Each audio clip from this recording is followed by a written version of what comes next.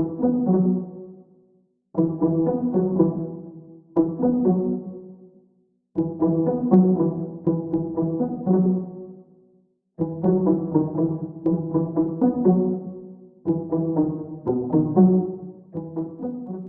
anatiny famaranana ny fampielezan-kevitra dia hita fa nafanadiana fana izany faradoboky ny fampielezan-kevitra izany a indrindra fa ny teo amin'ireo avy eo anivony antoko tim izay nahitana taratra fahatezerana nisy teo amin'ny andriamatoa Marc Ravalomanana manoloana ny zavanisy nandritra izay fampielezan-kevitra faradoboka izay ka ny pitsopitsony mahakasika an'izay no fakafakaina amintsika atao anatin'ity video ity ka manasa antsika rehetra anaraka an'ity video ity hatramin'ny farany azadino ny milaiky ny videontsika ary tsarovatra hatrany ny miabone amin'ny chaîne antsika mba ahafahanao manaraka tsy tahapaka ny video zay lefa isan'andro eto tsy ampidela mo isika fa avy hatrany tonga de vavany ndao ary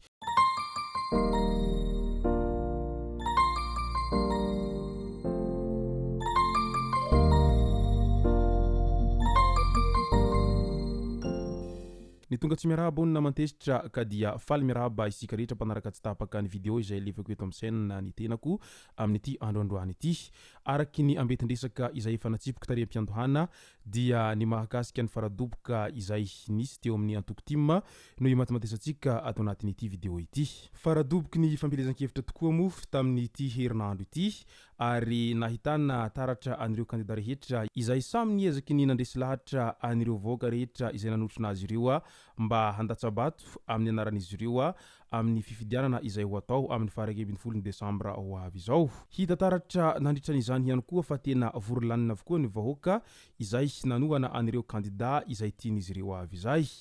Ary isan'ny tena nahavory maro ny kandida Tojo Ravalomanana izay natolotry ny antoko tim sy ny vovonan'ny firaisankina ao Antananarivo renivohitra ao ary mazava ho azy fa Tojo Ravalomanana dia isan'ny kandida izay zanaky ny Marc Ravalomanana no sady tohanany Marc Ravalomanana mafy dia mafy izany kandida Tojo Ravalomanana izany ao Antananarivo renivohitra ao ary raha mahita sy raha malala raha teo mo ny antoko tim ao Antananarivo renivohitra ao dia azo lazaina fa antoko izay tena mbola mitazona ny larana voalohany raha eo amin'ny fitiavan'olona azy no asina resaka sy hojerena lalina. Profiny izany fitiavany voakany Antananarivo ny antoko tim sy ny kandida izay natolotra izy ireo izay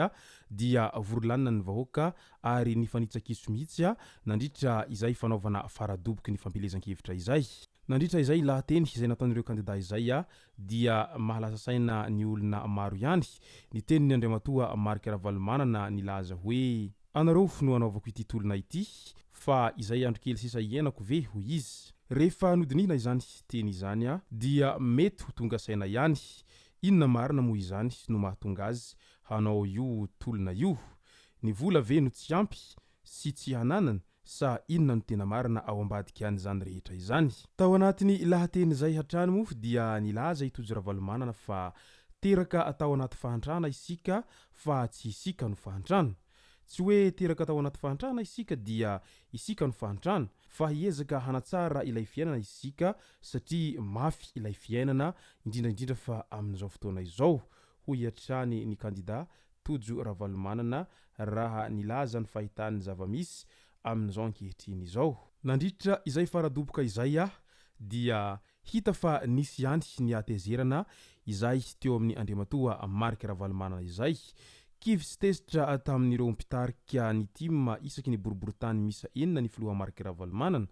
taoriny hetsika faradoboka nataon'ny kandida Tojo Ravalomanana dia nampiantso ireo mpitarika tim teny amin'ny Kize Belair i Marc Ravalomanana ny antony dia tsy nampoiziny ny zavamisy tamin'iny andro ny faradoboka iny satria vitsy ireo mpanohana tonga teny amin'ny kianja maitso ny Analamahitsy. Tsy ireny hitako ireny ho ity filohan'ny tim ity no ny fanarahantsika amin'izao faradoboka izao nefa ireny ve ny olona mba noentinareo. Araka izany dia mety nanantena mafy fa ho vorolanina ny olona teny amin'izay kianja maitso ny Analamahitsy izay i andriamatoa Marc Ravalomanana kinanjo nefa tsy dia naraka ny eritreretiny ihany no zavanisy teny an-toerana iteny ka izay no nahatonga azy tezitra mafy tamin'ireo mpitarika an'izay antoko tim izay. Na dia teo aza nefa izay nisy tsy fahatomombanana sy ny tsy fahamarin'olona tany amin'ny toerana sasany izay fa hita taratra hatrany mbola mafy dia mafy ny antoko tim ao Antananarivo renivohitra ao ary tena maro dia maro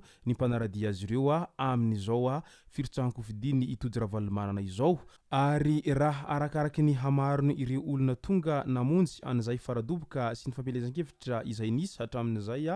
ho an'ireo antokotima ireo no asiana resaka dia azo lazaina fa holany avy hatrany hitody-ravalomanana raha ireny no mitohy ka tonga hatrany amin'ny fandatsaham-bato. Manoloana an'izay rehetra izay dia mihorohoro sahady ireo kandida rehetra izay mifaninana aminy ao Antananarivo renivohitra ao ary manahy sahady izy ireo amin'ny izay mety ho falaniny itody-ravalomanana izay ka misy amin'izy ireo aza dia hita fa kivikivy izany amin'izay hoe mety holany sy mety tsy holany izay intsony. Fa ho an'ireo kandida sasany kosa dia ny fandraisana anjara no zava-dehibe fa efa hita taratra amin'ny sasany fa tsy holany mihitsiny raha ho ben'ny tanàna ao Antananarivo renivohitra izay. Ka noho izany dia efa mankahery sahady ho an'ireny kandida izay natao mba hizara vato ireny fotsiny amin'izay firitsahan-kofidina ho ben'ny tanàna izay fa manetsabe mbola ho avy ary azakivy amin'ny manaraka indray zany manarina bebe kokoa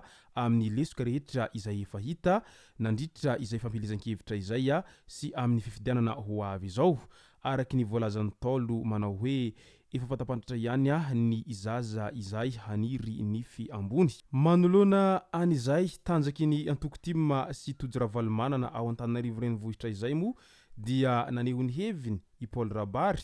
nilaza ity mpandinika fiarahamonina Paul Rabary ity fa anisan'ny kandida favori miady laharana voalohany ho ben'ny tanàna itody-ravalomanana raha toaka eo amin'ny laharana faharoa kosa no misy any Harilala. Miady ny laharana fahatelo kosa ny kandida Tahina Razafinjoelina sy Gasikara. Voapirofy izany ho izy fa mbola adiny Mark Ravalomanana sy Andry Rajoelina ity fifidianana ben'ny tanàna ity fa fombafomba fotsiny sisa ny fampielezan-kevitra izay misy. Ka rehefa dinihana izay fanehoan-kevitry ny Paul Rabary izay dia misy ny mahamarina azy ihany raha mijery ny zava-misy amin'izao ankehitriny izao indrindra ny tanjaky ny antokotima ao Antananarivo renivohitra ao. Sarotra ary tena sarotra no hiadina amin'ny antokotima izany raha mbola ao Antananarivo renivohitra ao niza ny antoko politiky matanjaka hifaninana amin'izy ireo amin'izay firitsahan-kofidina izay fa mbola antokotima ihany no laharana voalohany ary mbola tena matanjaka izany antokotima izany ao Antananarivo renivohitra ao.